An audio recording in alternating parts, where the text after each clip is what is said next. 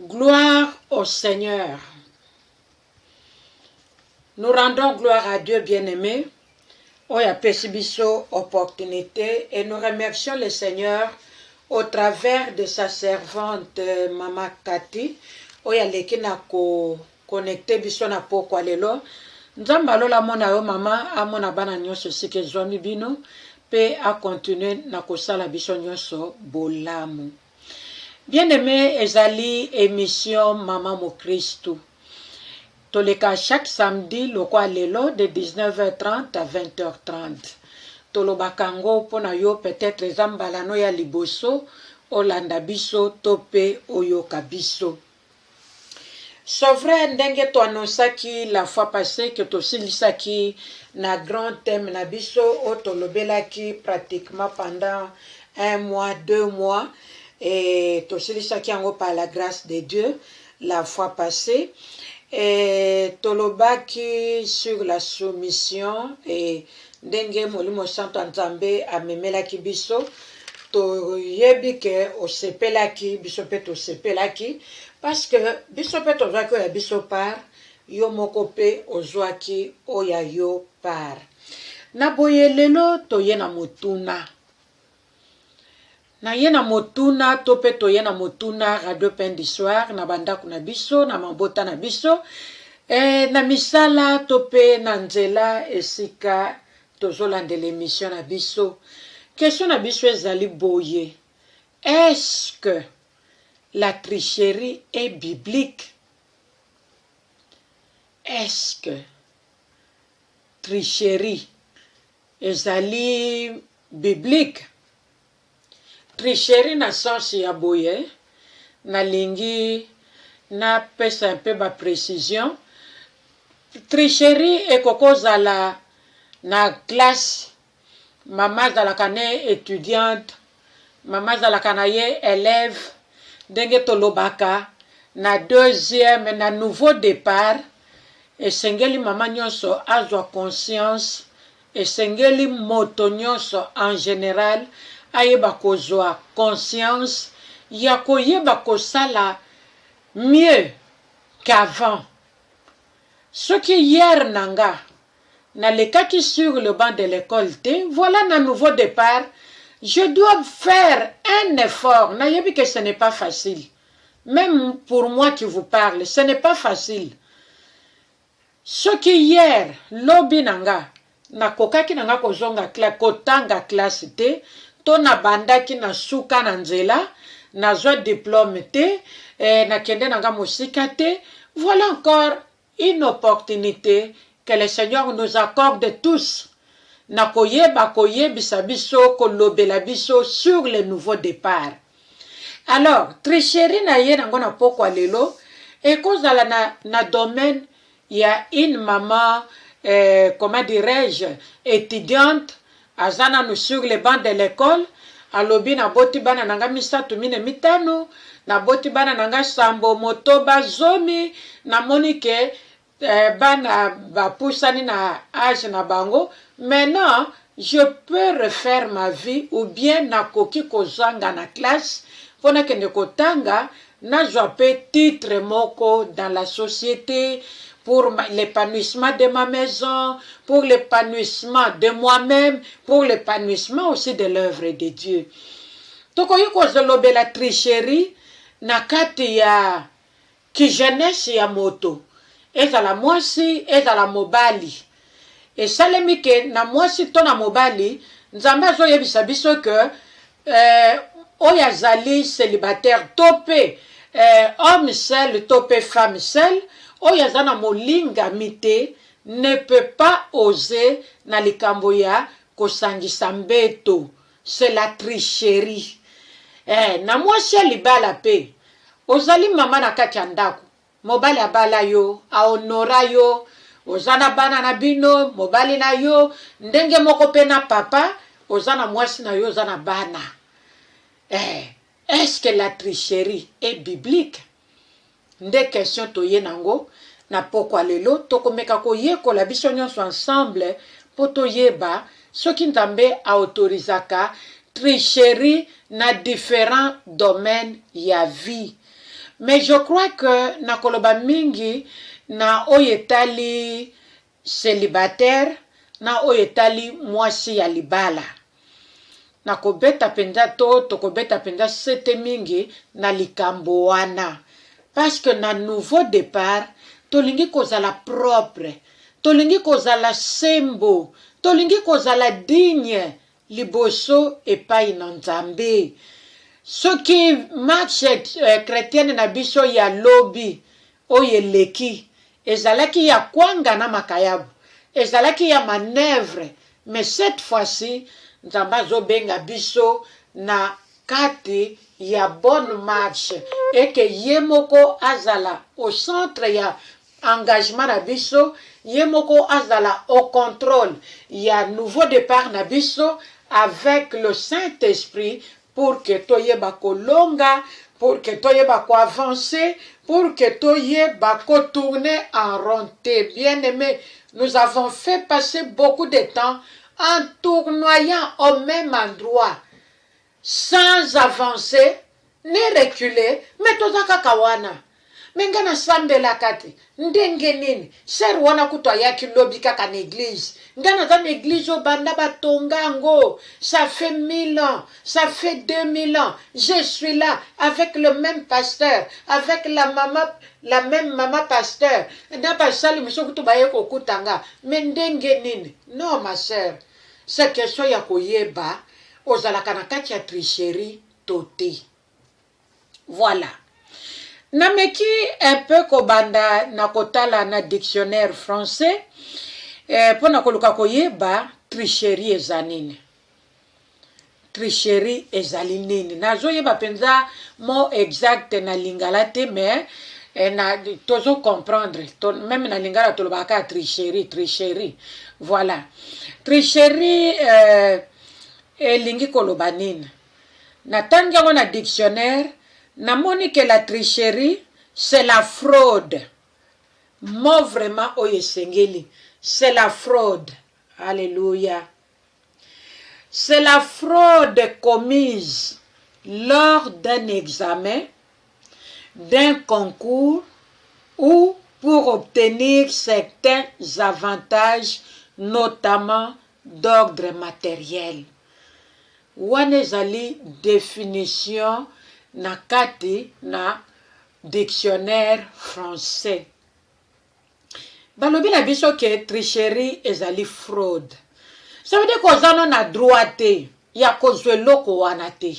O mérite ango te. Mais yo tricher po ozwango. Ndenge na mota yikoloba wana introduction. Ça veut dire que tricherie ozana yo na droit ya kosangisa mbeto na mwasi te to na mobali te po oza célibataire. Mais yo sala kango na ndenge ya kobatama. Mais yo sala kango na ndenge yo yebeli wana komi mwana ke oza la sage des sages, la plus sage des autres. Et ozo sala ngo lobi dimanche yo wana mimi bibloke na église. Mais lelo awa yo wana na bandaku wana na bakwen wana pona koluka katolakiadi. Non ma sœur, non mon frère, c'est une fraude commise. Soko za mwana classe oyebi no matière te. Nazo exemple mathématique, loko batebele badaka ke mathématique eza passe tout ça. Okomona na leur examen mathématique okoti na yo na livre mobimbo tie na makolo. Okoti na yo na liste mobimba ya ba formule ya ba eloko bosoki ba lobi yo bimisi déjà papier na yo wana. Okoti na buku mobimba oso koma pour que ceux qui ba pesi yo papier y examen yo se retrouver na nzela ya ba makambo ba formule oyo ba pesaka pour que muto ayeba ko se retrouver. Ezali fraude liboso na Nzambe. Fraude wana nde komema mutu po ayeba ko bénéficier na ba avantage songolo surtout na oyo etali matériel. C'est ce que nous appelons la tricherie. Bien aimé na kotiana nous commentaire te Tozo continuer pour na koloba boye. Na kotanga dictionnaire. Pe na koleka selon définition ya mot. Bible, selon dictionnaire, pe selon la Bible. Tozali koloba que tricherie ezali eloko ya mabe na makambo oyo ekoki kokomela biso te na ba vie na biso. Ça veut dire qu'une femme chrétienne, une fille chrétienne, une maman chrétienne ne peut pas accepter la tricherie. Même ceux qui m'ont talissé que kopesa yeba avantage songolo. Même ceux qui m'ont talissé que makamango eza malamu, selon mokili. Mais maman mo Christo, to une femme chrétienne en général, n'accepte jamais la tricherie. Denge to tangi définition na zozongela, pe soki to kote na Bible, nous disons que la tricherie est la pire des choses qui ne devaient pas arriver dans nos différentes vies. Pourquoi dans le but différentes vies? Parce que tout dans la base, on va aller ba femme seule, tout dans la base, on va aller ba célibataire, tout dans la base, on va aller ba marié, tout dans la base, on va aller ba consacré. À moni na ye que bon, ngana zana ngane te Paul, na moni na ngana sali la na nzambe, na kati ya célibataire, na kimia, na kati ya respect ya maloba na nzambe, mais na lingi na ko s'engager dans le mariage. Il y a des femmes pareilles, il y a aussi des hommes pareils. Et dans la Bible, nous avons l'exemple de Paul.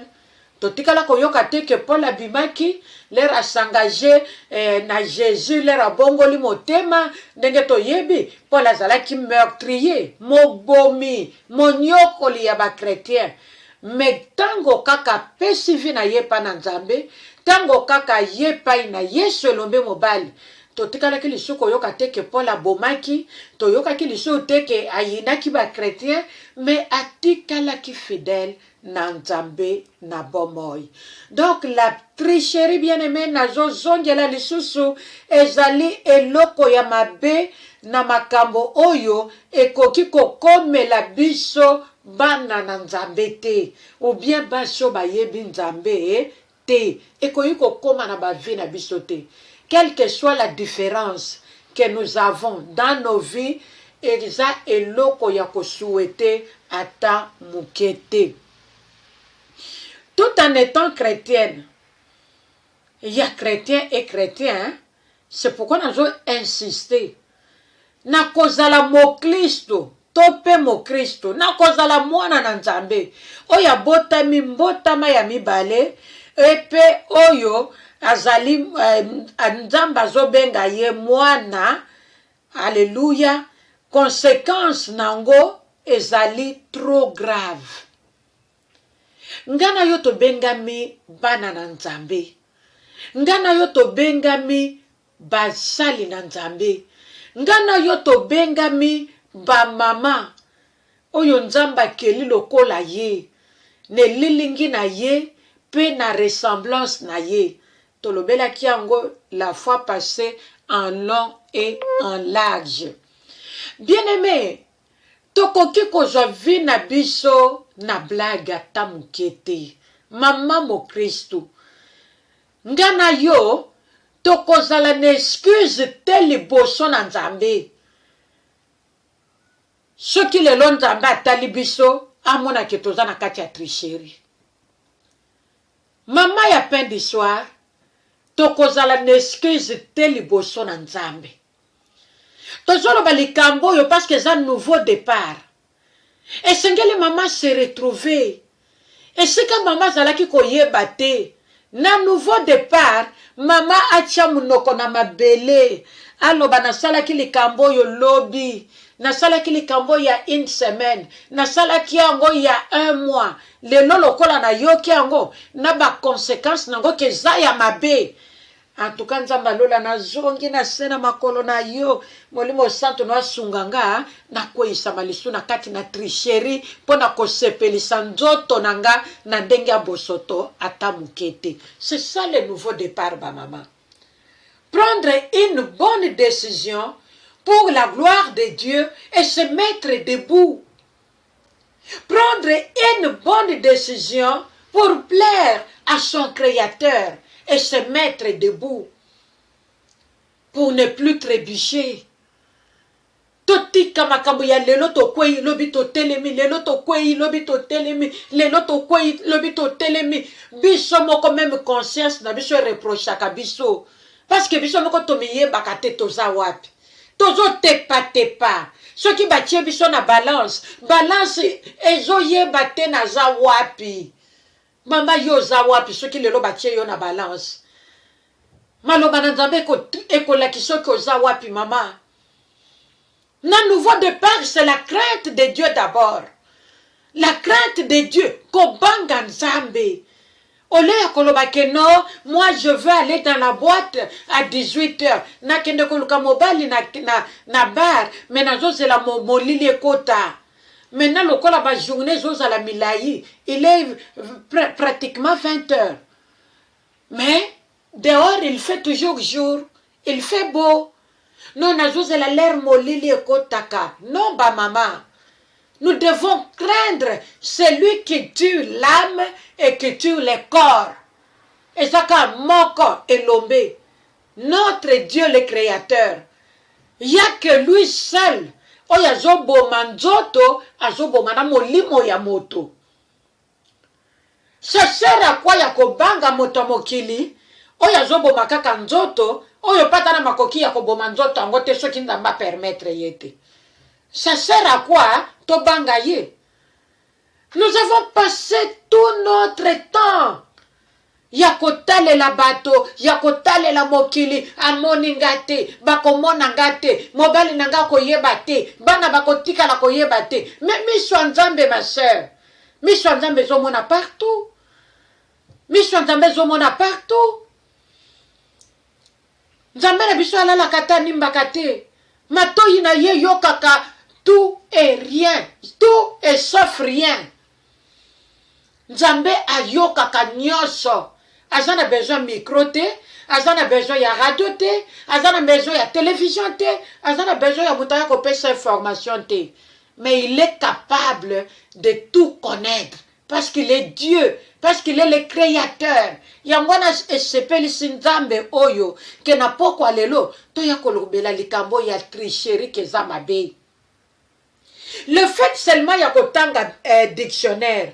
Pe kotanga makomi na nzambe. Bien aimé, nous comprenons que tricherie ezanango malamu te. Ezala na domaine ya ba étude. Okozwa diplôme universitaire. Okozwa bac na yo. Mais okozala incapable. Yako se justifier que diplôme waneza ya yo. Même ceux qui ont dans mboko balobaka français, biso ba biso to dans mboko balobaka tu se dois na anglais. Na moi espagnol ba komi kotangi sango mikolo na classe. Mais bino ba na mboko balobaka français. Ozwi diplôme na yo. Mais ba poser yo question. Les moussous au keko luka musala. Les moussous mwana yeli yo devoir. Non, ma mère est licenciée. Non, ma mère est docteur. Il a fait la science économique. Écoutez, ma mère est ingénieure de formation. Mais bah poser yo à ta question ya mouke na oyetali technologie. N'école ya mwana nana komi atana niveau ya humanité. Aye nango poser maman za incapable. À quoi ça sert maintenant de tricher pour avoir un diplôme qui n'a pas de valeur, ma sœur? Pour avoir un diplôme qui te ridiculise d'ailleurs devant les gens. Peut-être tu t'es fait engager en tant que licencié dans le domaine songolo. Mais non, musala na yo batu ba komi kotala, batu ba komi kodouter diplôme na yo. Même connaissance ya muke lokola sili ya moto ozana ngoti. Tu ne vois pas que c'est ridicule? Ça c'est le monde. Tu ne vois pas que c'est ridicule? Tala lo lingo do changer d'entreprise. Batu baza ko engager yo lelo na tongo na poka o démissionner oki koluka no côté mususu bangaje yo awa lelo lobi oki koluka no côté mususu ba société yango yo devant ta porte de maison dans ton quartier dans ta ville plus proche de chez toi mais yo kenda koluka misala kuna à 2 heures ya ndaku na yo parce que kuna ozomona ke batu bayebi yo te. Ça sert à quoi? De tricher. Bien aimé, na kati ya likambo yo, tozana tokoleka na betape ata misato. Mais tokobanda na étape ya jeune fille na femme seule. Lelo tokolobela mingi na première partie na biso jeune fille na femme seule. Tosi tolobaki yango kutu na introduction ke baza na droit ya kosala nzoto te avant le mariage. Avant le mariage, jeune fille yo kanga bien. Maman mo Christ yo kanga bien. Ozana bana bazana no mike, ozana bana basi bakoli, menando babali to ozana bagona ndako. Avant le mariage, mama chama bolongo na se.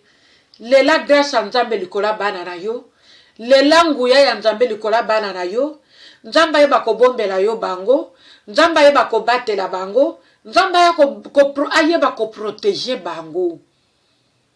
Parce que bana ba yeba ke bazana droit ya koyeba nzoto ya mobali avant le mariage te. Même na tango na étape oyo tobengi le fiançailles. Le fiançailles n'est pas synonyme de mariage. Maman mo Christ yo kanga malamu. Tozo loba makambo parce que tozo telema na kati ya nouveau départ. Toko chama ina monokote sango malamu ya Yesu Kristu eselingeli eteyema avec toute puissance, avec toute vérité, avec toute autorité. Et ce que zobima esimba mitema pe ebuka. Oyo nyonso ezaki kotia mitema ya bamama, mitema ekenze, mitema makasi po bamama basalela maloba na Nzambe te. Nouveau départ esengeli maloba na Nzambe. Écoute motema ya mama disponible. Ndenge zobima boye azo yoka conseil, azo simbango, azo salelango, pa azo tiana misala. Tolobi jeune fille, même si elle a fiancé, femme seule, même si elle a fiancé, oh j'ai déjà 60 ans, écoutez, j'ai longtemps attendu cet homme, maintenant qu'il s'est présenté, il me demande mon corps est son temps et son corps. Moi je ne suis que gérante, ce qu'on a sané, na privé, t'es canapé ça y est, t'es ma soeur. Si tu as pu patienter pendant 60 ans, pendant 65 ans, même au-delà il y a 60 ans, ma soeur, c'est une grâce que tu as obtenue de l'Éternel. Pourquoi la dernière minute, même ceux qui vont fiancés ne cèdent pas. Cet homme-là, na ajo yozanango wana, a causé les jours J. Abala yo, a honoré yo, a longolo soni, batu yo soba yebake, Marie-Jeanne, Marie-Claire, Henriette, Charlotte, et que sais-je encore, à Bali. Pe kombo Jésus lokumu. À ce moment-là, ma sœur, muto kwa empêcher yo, pour o découvrir, nzoto ya mobali, akozala te. Biso nyoso toko ya pona kwa encourager yo. Kenzoto wana ya yo, esa pona mobali na yo. Esa pena mate ya mobimba, concernant mwasi na oyetali libala. Bande konanga, je crois que tozali ko se comprendre très bien. Même une époque à fiançailles, à ce moment-là, maman mo Christ te conseille, ya makolo na yo ezala ciseau. Tia ciseau na makolo. Kotika makolo wululu te. Tia ciseau.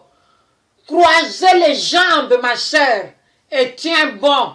jusqu'à ton jour. Il y a un jour pour toi, un jour précieux, un jour spécial que le Seigneur a déjà prévu pour chaque femme, pour chaque homme en général. Maman, ok, sont donc conseiller jeune fille, na femme seule, yakoye bakolata, ciseaux. Alléluia. C'est la tricherie devant Dieu, natango, ozo salamakamboyo, avant le mariage. Ce qui n'a pas été, ce qui n'a cédé, akoti kangai, akendo tala libanda, akendo luka libanda, akolanda libanda, ebele ya basi bazawana, bazo luka. Te ma sœur, natango ayepai na yo, yo mona ke nzamba fungoli nzela ya libala na vie na yo. Ça veut dire que c'est ta saison. C'est-à-dire que c'est ta période. Personne ne peut voler la bénédiction que Dieu te donne si toi-même, tu n'as pas bien gardé, à moins que toi-même, j'allais dire, à moins que toi-même, tu n'as pas bien protégé cette bénédiction. Tomana mibali, fiancé, atinga mipe, une année, azokende, akenagotala mwazi, nana wayaka wapi. Non, c'est le fiancé de Charlotte. Ah, je fiancé. Oh, nzambalola zalokum. Mais kaka na koyana ye wana maloba zoloba azolembisa motema. Moi ça lobité na moni alinginga kaka. Une année, c'est déjà beaucoup hein. Une année c'est beaucoup. Lokola zo senga na pese kaka. Tomona bandeko na tozoloba makambo to yebi. Makambo to viva. Makambo yo to yo kaka. Makambo yo bazoya ko soumettre biso lokola problème pona ko luka nzambe na biso bandeko basala ndenge nini. Ce sont des enseignements très profonds. Ce qui te vende l'engwata 3 jours, l'aime soupe to silise na biso angote. Etikali kaka. Parce que ça concerne la vie. Ça concerne tout individu. Oya zana posa na nzambe. Oya zana sena makolo na nzambe. Azana besoin ya koyeba volonté ya nzambe, posa ya nzambe, désir ya nzambe, tope décision ya nzambe. Na likambo na lingi kosala, nzamba lingi nini. C'est pourquoi na tango ba rencontre ezali mama, bonga makoyaka. Il y a beaucoup de choses qui se passent. Il y a beaucoup de choses qui se disent. Oyo tokoyo koloba na nzela ya radio to silisate. Mais tango to kangami quelque part, en cuisine fermée, en tant que femme, ce n'est pas n'importe quelle femme. Mais moi si oya yebi nzambe, oya zali né de nouveau, oya zali créé comme Dieu, oya zana kati na crainte na nzambe, mama yaka, il y a beaucoup de choses qui se passent na kati na ba rencontre. Tolobi ke likambo ya ko pesa nzoto na yo avant et ko longola yo valeur. Mobala ko yeba lisoko respecter yo te. Mobala ko mona yo ndire moi signonso. Il risque même de se dire que lokola cédé pa nangai, ça veut dire que l'absence nanga. Moto mususu akoyiko yape na sima nanga, akopesa na ye. Parce que mobalo ya da sérieux, ndeko moi si landanga malamu. Mobalo ya da sérieux. Akolinga ko yeba moi si na ye avant le mariage te. Parce qu'akolinga moi sabate la nzoto na ye pe ko ya présence na ye ya tout le temps et ko de moi si que bazala plus près pour que mutu mususu aya ko rôder tout autour ya moi si na ye te à son absence. Mobalo ya ko respecter moi si na ye. Mobalo ya ko pesa moi si ne luzitu. Mobalo ya ko zala na corps na moi si na ye. Po yebi ke tango ko bala ye. Elle sera sa femme pour la vie. Bongo ko wela eloko nini. Bande konangai ko sangisa nzoto ce n'est pas la finalité des choses. Et ça n'a finalité ya makambute. Nga vana lo balikambu na lukaka batu oyo bazali spécialisé na domaine wana ponga moko na apprendre plus. Ce qui na yebi angote na poser ba question pona ya ko partager pe na bana na nzambe biso nsotozo sagesse. J'ai déjà partagé avec autant de gynécologues, à partir de mon pays là où je viens. Et belé bayebi sanga balobi mama. Ngandenge na zabo, un gynécologue, pasteur, serviteur de Dieu. Alobi nangaya alobi mama. Ndenge na zaboye. Moi je ne peux pas. Je vois dans mon cabinet médical, pendant la consultation, tu vois des femmes de tout genre, parce qu'elle est gynécologue. Ça veut dire qu'elle s'occupe à yekoli makaboya basi. Oye tali basi, ayekoli yango penda na kati na bozindo nango, siko ya yeko bakisana bonzambe. Alobi nanga mama, tango kuta bandiko loba makamongo, a changé yimer mbala moko, pour ala kisanga qu'il est sérieux dans ce qu'il disait. Qu'est-ce que ce papa avait dit? Alobi maman, dans mon cabinet, je reçois les femmes de tout genre. Je reçois les blancs, les blanches, je reçois les métis, je reçois les noirs comme moi, je reçois couleur nyoso ya nzoto, mais essentiel ayambaka kaka, bah c'est parce que ça domaine naïe. Alors il y a deux femmes à côté d'un cabinet, tu sens qu'il y a des problèmes wana oya yeko lukelote. Tu sens qu'il y a un problème mususu. Abatamisango sima décoche. Alors ma soeur, je ne me laisse pas emporter par les vents. Oyo moi siwana yenango. Je comprends ce qu'elle est. Nazo comprendre ma kanisi na ye, idée na ye, pensée na ye, et je ne lui donne pas l'accès. Yakoyeba kokwe isanga na kati nekobo. Alors ma soeur, ngai na salaka vie, na botama chrétienté. Na salaka vie. J'ai grandi comme bana nyoso, comme batu nyoso. Na yebi ce que c'est la vie. Maintenant que j'ai donné ma vie à Christ, maintenant que le Seigneur me reconnaît, maintenant que le Seigneur m'appelle son fils, il me fait grâce. Mais je le sers et je travaille. Le Seigneur ne m'a jamais abandonné. D'ailleurs, dans la foi, avec ma formation, le Seigneur m'a ouvert.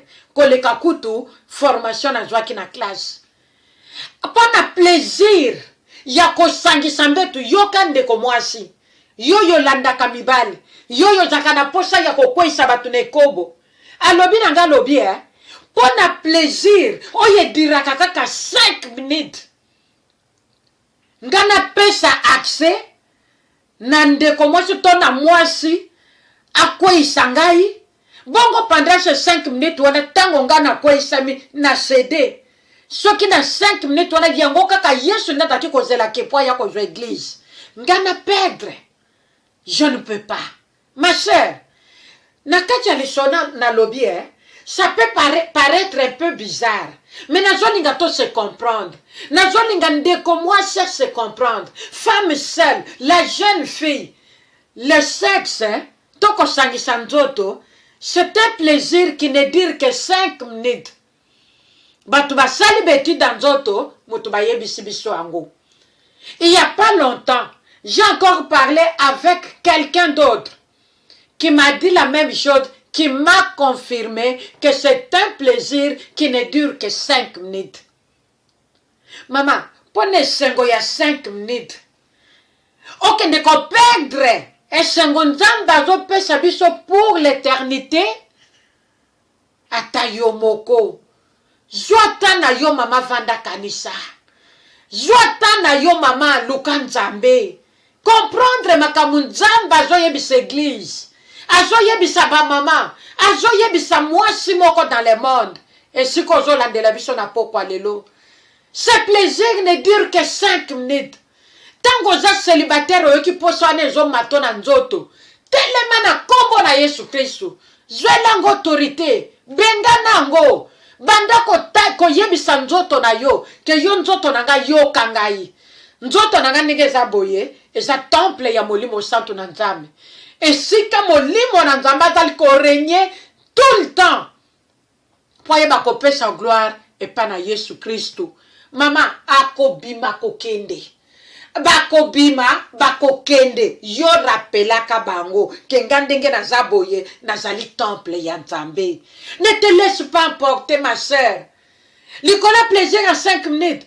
okoki kokimisa fiancé wana asilisi confiance azalaki nango mpo na yo alobi c'est une mauvaise femme ebonganga mutu nazalaka nanga na travaillaka nanga soki na ville nini kuna kote ye azali nga namonaka yele mosu une fois tous les 2 mois une fois par trimestre na ye 3-4 jours nazongi esika nasalaka confiance nini nakopesa yo ebele ya basi babebisa vie na bango babebisa mariage na bango à cause ya lokoso ya nzoto oyo ezomema na kati na kufa. Bien aimé, likambo tozolobela awa ya tricherie eza na conséquence néfaste ebele, ba conséquence ya mabe ebele.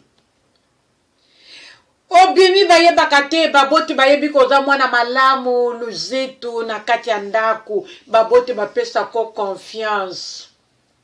Nzoka nde confiance baboti bapesaka yo mona bango bayuma omona bango bakebere otrishaka na yo okuraka kutu ata na moko te mibale misatu pe po tomona pe eza makambo esalemaka kele bandeko. Nzoto nanga oyo ezali temple ya molimo santo nakende kopesa ngo na mibale misatu bamama même na moko avant le mariage tobanga nzambe tango ozosala ekobo wana Dieu te voit et tu es triste le Saint-Esprit na tongo yo wana liboso ya cher na yebi te lelo ezalaki ndenge nini liboso nazalaki so na telemi na bondeli mpo na bamalade babiki me bamalade bakobika lisusu ndenge nini na tango yo komi na yo tokoma na yo ndenge oza wana bato bakoyeba te. Tolobi ke conséquence ya likambo oyo ba conséquence eza ya mabe ya pire ndenge toutaki koloba awa na introduction. Tozomona ba jeune fille même le femme seule même basi ya mabala nazana na femme seule na jeune fille. Tozomona ebele batrishaki na bomwana nyonso bandeko na ngai bakutani na likambo oyo tobengi VHI, voilà, VHI. 4 mots SIDA. Nalingi nanga ko prononcer yango te. Ebele bakutana na problème wana pona lokoso ya nzoto. Ebele bavandaka na bango abombi kimoseka na ye alobinga na zozela les jours J. Na yebi ke nzamba lola akosala nga grâce. Akutanisanga nga na oyanga mobali. Akutanisanga ngai na oyanga moto place nga na utela. Akutanisanga na ye un jour. Mais à un moment donné, je ne sais pas à quelle mouche oya yeka ko piquer banana nzambe pona ko kwesa bango après avoir longtemps attendu. Oseli plus de 30 ans. Oseli plus de 40 ans. Oseli au-delà il y a 50 ans. Oseli au-delà il y a 20 ans. Mais à un moment donné, tu cèdes. Ça veut dire que omisombeli liwa. Bato bakimaka liwa, me yo omisombeli liwa. Bandeko likambo nazoloba awa, tozo kutana na problème ya SIDA. Yo moko kangisango comprendre de quoi nous parlons. Ezeloko mabe. Ezeloko mabe. Oye sengeli to kima. Atapo na yango to kimekobo. To kima tricherie. Atapo na likambo wana. Bandeko na yeba ki elenge mwasi moko. Tokola ensemble. L'air biso tobali na ba vingtaine d'années. Ndeko mwasi wana atikala kineka kandengu wana. Azo akomi ko luka, akomi ko sambela vraiment engagé. Si je vous parle de son engagement, elle était engagée. okuta ye biloba loba te même biso batutokolaka na ye hein? Et comment il dit bonjour, bonsoir, comment ça va? Oh non, ça va. Tu viens de l'église? Oui, je viens de l'église. Comment ça va? Ça va bien. Tout va bien? Oui, tout va bien. Na sac na ye, na biblia na ye, voilà, très propre. Okozwa ye na problème te. Même na kati ya famille na ye, okozwa ye na problème te. Elle était restée dans sa famille. C'est là où elle vivait. Bandeko nanga boyoka likambo kokamwa oyo nazoloba awa. Tobanga nzambe pe totia ciseau pour que danger comme la bisote.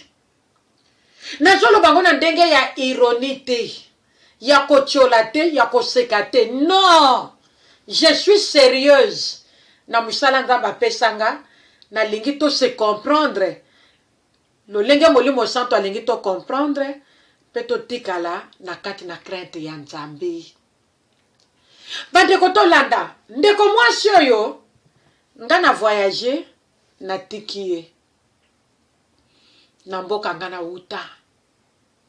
Okotuna sango na ye balobi non, elle va bien, elle continue dans sa marche avec le Seigneur, tout va bien, elle est là, elle se débrouille pas mal, tout va bien, elle est bien.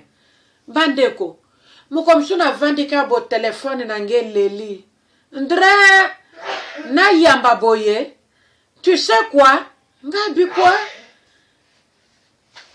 De quoi vous voulez me parler? Non, tu n'as pas appris. Ngabi, je n'ai rien appris. C'est quoi? Comment ni shoba bandelo likambo boye? Déjà makile panzani. Likambo nini? Batangeli nga kombo ya ndeko wana. Elle n'est plus. Azali soute. Ngabi quoi? Azali soute. Oyoki angote. Ngabi na yoki angote. Et komi ndenge nini. J'étais curieuse. Pona lukana yeba. Et comme liye ndenge nini. Oh non, juste après toi, elle était fiancée. Il y a un monsieur. Ayaki ko senga ye libala, ko proposé ye libala, et la fille avait accepté, même bandeko na ye bandimaki, parce que le monsieur était sérieux, il était responsable, et voilà. Bamonaki ndenge bamonelaki, et le monsieur venait. Comme elle était déjà grande fille, bon, sûrement qu'elle visitait aussi le monsieur là où il habitait. Je ne sais pas parce que atkala ko yebisanga te kazu fiancé nandenga ke bandeko nzoka na ba amitié na bango wana ndeko mwasi sûrement qu'elle avait cédé, sûrement qu'elle s'était dit à quoi il s'amakile mususu na mobali ndenge makambo banaye ko yebisa ye tendresse à mobali. Non, je veux te marier, ce n'est pas de la blague, patati patata. Asali confiance mutodalaki makolo ciseau tinga na longwe mboka zalaki makolo ciseau parce qu'on parlait, on se partageait tout ça de temps en temps. Mais voilà, à la dernière minute, les pambolé le boswandako a quoi isami nekobo et ye ko sala kende ko mwasi abeli ko bela ndeko abeli ezalaki ke mutu pasi azokende soki na dispensaire eye kokoma ote ekomi soki boye tozoyebaka 4 chiffres ndenge komplikaka vie ya moto. Et en fin de compte, parce que azalaki na famille munene, famille ya bana soki 11 bandeko eye kosala ke bandeko na ye bakoti likambo yango bakomi komema ye na hôpital.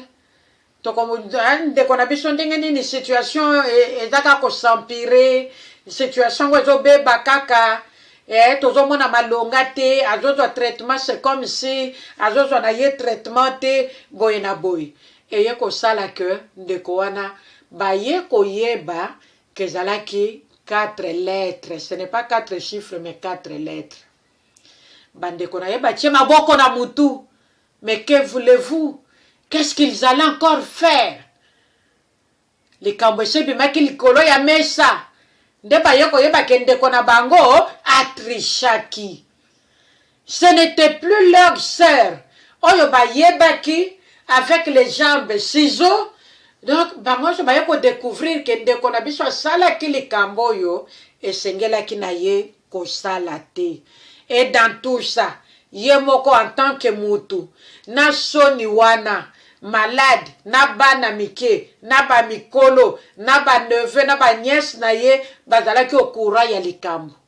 Ça n'a pas tardé et la sœur nous a quittés. Bien-aimés, nous devons en parler. Nous devons en parler. Tozana 4 lettres ndenge tolobi. Tozana maladie vénérienne. Incurable. Parlons avec le médecin. Il y a des maladies oyo ke soki côté na nzoto mutu moyen ba guérir yo ezate. Wane komaka losambo. Et quel losambo na tango yo yebi ko tricher. C'est vrai que nzamba aza mawa, aza miséricordieux. Tokozonga kana sama kola nzambe. Mais malamu biso to prévenir. Vaut mieux guérir que prévenir. Malamu tolo belango. Tolo belango en avance. Tozela te ke likambo ekwa ya na yebite sona lo biango bien balobaka. Vaut mieux prévenir que guérir ou bien guérir que prévenir na yebite. Les termes, l'expression m'échappe. Mais quelque chose de pareil. Vaut mieux en parler avant pour que le pire ne nous arrive pas. Nous les enfants de Dieu, nous les bien-aimés de Dieu, nous les témoins de cet évangile, nous devons marcher dans la crainte de notre Dieu.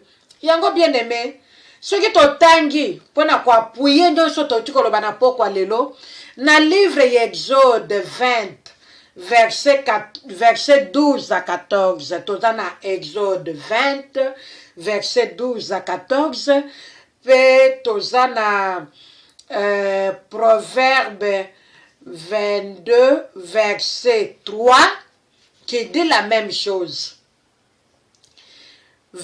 Exode 20, 12 à 14, pe Proverbe 22, verset 3, ezoloba eloko moko balobi boye. Honore ton père et ta mère, afin que tes jours se prolongent dans le pays que l'Éternel ton Dieu te donne. Tu ne tueras point, tu ne commettras point d'adultère. Alléluia. Awa, à part les 4 lettres, et commis déshonneur ya yo mutu, soni ekolata yo mutu tricher.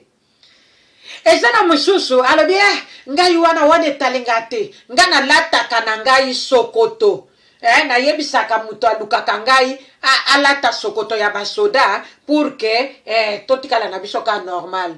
Mama sokoto ya basoda etobokaka moto akosa yo te etobokaka pe awangani yo que ce n'est pas moi omonaki mukolo wana nazalaki na nga boye. Mosusu yokozala nango 4 lettres te. Mais okumbi mokumba. Okumbi semi mama. Ça déshonore. Où est la valeur de Dieu dans ta vie? Yom toyebisaka batu ke naza mwana na Nzambe. Na tango memi mokumba. Ya un irresponsable. Abala yote. A honorer yote.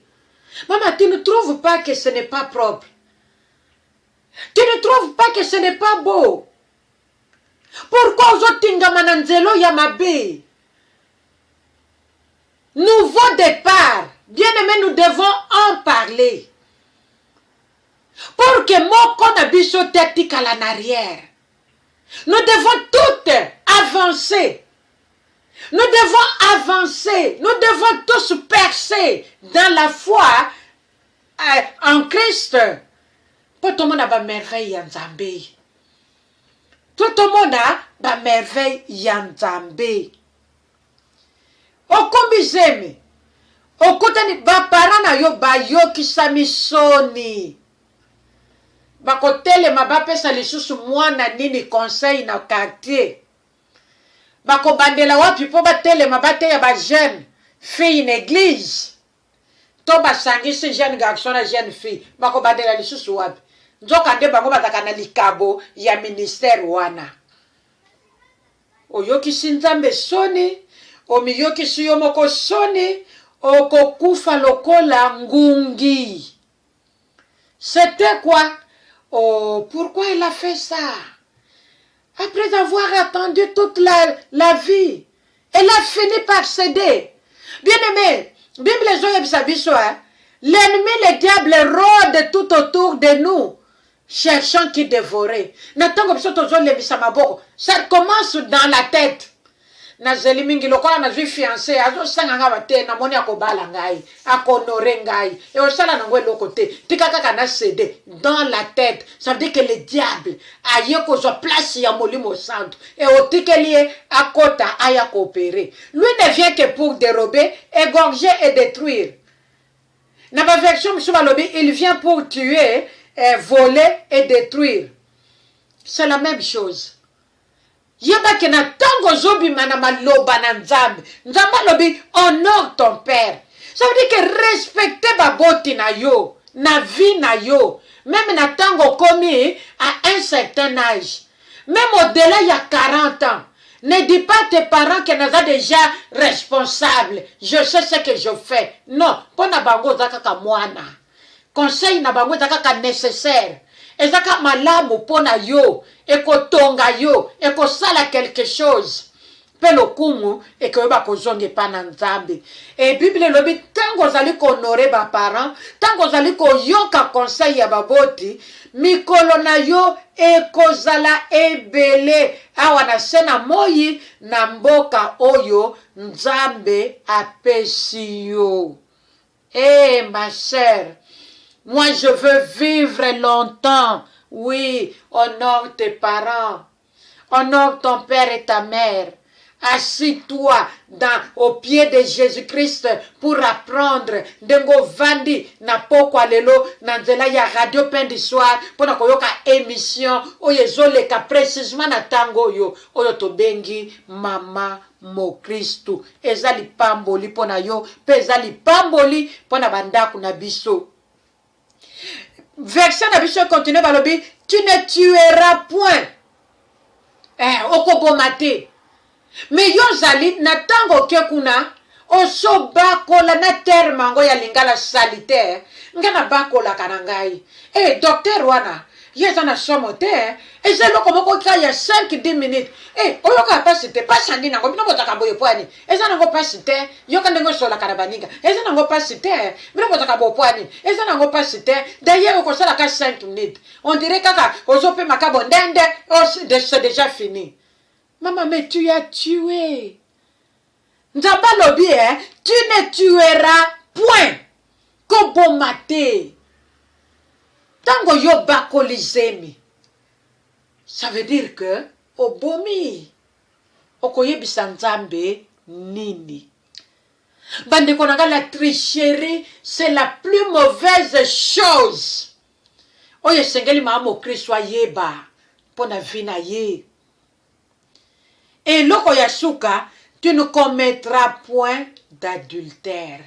To tiko lobango to expliquer bele, mais to koti na maloba nzambe, pona ko beta sete, pe kocha mungu wana pilipili na kati ya likambo wana. Soki toke na Proverbe 27, verset 12. Bible joye bisabiso, l'homme prudent voit le mal et se cache, mais les simples avancent et sont punis. L'homme prudent. Ça veut dire que nzamba lingi komona biso tozala nekenge. Na tango toza nekenge ozomona mabe na mosika. Yo batami ke mabe wana ezwa yo te bandeko. Okende ko batama wapi? Epa na Yesu. Epa ya elombe mobali. Oya bombaka, oya batelaka, oya longisaka.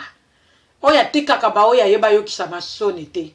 et pas na yende tokenda kobatama po tozwa couverture loboko na ye simba biso loboko na ezala likolo na biso ejouer rôle ya couverture et protéger biso contre tout danger pe mabe wana biso tosote yango na kombo na Kristu Yesu parce que soki totiki mabe wana ezwa biso nde tokozala puni nzoka nde nzambe alingi aza na posa kopesa biso punition te mais nzambe alingi kotikela biso liberté alingi komona biso kovivre liberté ya mwana na ye Yesu Kristu oyo asa apesa biso à la croix de calvaire. Bien aimé mpona lelo tolingi tosuka na biso wana bato mokili balobi na biso balobi un homme averti en vaut deux.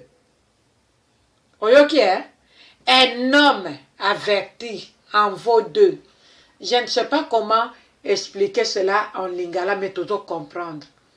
Ça veut dire que mutu oya te yami, mutu ya yebi likambo, mutu yo bakebisi, voilà, mutu yo bakebisi ko en vaut deux. Ça veut dire que ayebi ajuboanya, mutu yo bakebisi na danger, aju sagesse. Otolobia wana pokwa lelo. Maman, na bonde liyo na kombo na Yesu. Joie sagesse. Joie sagesse. Peut-être on a déjà une étape à fiançailles. Mais tellement que mobali a joya comme l'ennemi le diable. Et le rôde na ba moyen na yenyo so kwa kwa isayo na kati ne kobo. Abali yote. Nana peseli yo kidimbu te, dot te. Abali yo nanu te. Mazolinga yo cede. C'est la tricherie. Akende ko yebisa ba parents na yo. Yebisa ye soko linga na cede. Kendo yebisa papa na nga na mama na nga. Bango ba yeba. Soki bango ba pesi autorisation na kondima. Topo yebisi kendo ko yebisa pasteur na ngai. Kendo ko yebisa mama pasteur na nga. Kende ko yebisa père spirituel to mère spirituelle nanga. Soki apesi autorisation comme ça na kotosa na kosala. Un homme averti en vaut deux. Tozolo bela makambo yo pour que biso moko to sauter ba piège. Tozo kutana nango na vie. To yeba pe ko enseigner bana na biso, bango pe ba yeba ko sauter ba piège. Oyo bazokutana nango na vie to oyo bakokutana nango to informer bana na biso bakoyeba ko informer bakoko na biso bakoko na biso bako informer bakokolo ainsi de suite ekozala malamu mingi bandeko na ngai nzambe alola asala biso bolamu nzambe alingi biso alingeli biso bolamu nzambe alingeli biso mabete Nzamba lingeli biso bolamu. Lolenge papa zolo bana na ye. Lolenge nzambe ayaka kosolola na biso. Na Apocalypse balobi moto adana mato ya koyoka ayoka. Penga na bakisi na lobi moto adana motema ya kosala asala.